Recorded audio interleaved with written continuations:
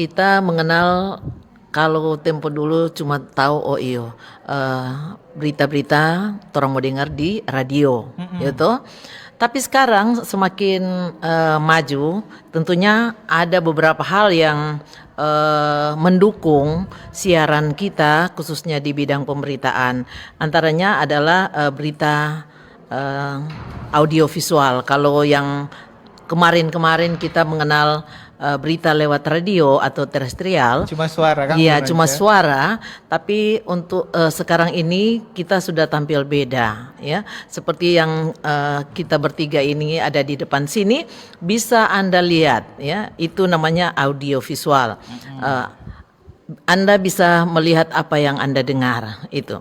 Kemudian di sini tujuannya adalah RRI untuk meningkatkan kualitas penyiaran berita, baik itu melalui radio, juga media audio visual. Hal ini juga mencakup penyajiannya, ya, yang tentunya lebih mendalam, tidak asal jadi, ya. Tapi kita selalu berusaha untuk bisa tampil beda, ya.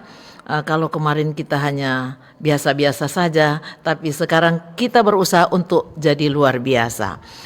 Kemudian juga kita selalu berupaya memperkaya konten dengan visualisasi. Hal ini bertujuan untuk menarik pendengar, ya. Bukan hanya pendengar, karena sekarang sudah bisa dilihat tentu penonton juga, ya, rekan Steve, supaya audiens RRI akan lebih banyak lagi, ya. Mungkin kalau di pedesaan, ya kalau jaringannya kurang bagus tentu masih bisa dijangkau lewat radio. Suara, Tapi kalau sudah di daerah-daerah yang jaringannya sudah bagus, tentunya Anda bisa melihat mengikuti siaran kami di Facebook, juga ada di IG, ada di YouTube. Jadi kita sudah bermain juga di media sosial. Kemudian yang dimaksud dengan peningkatan kualitas, kita juga sudah bermain di berita online. Nah, berita online ini bisa Anda klik di rri.co.id.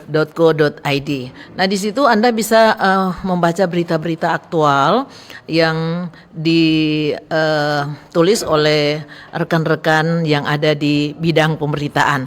Dan untuk sekarang ini juga kita melibatkan teman-teman yang ada di bidang lain untuk memperkaya kreasi di dalam menulis berita.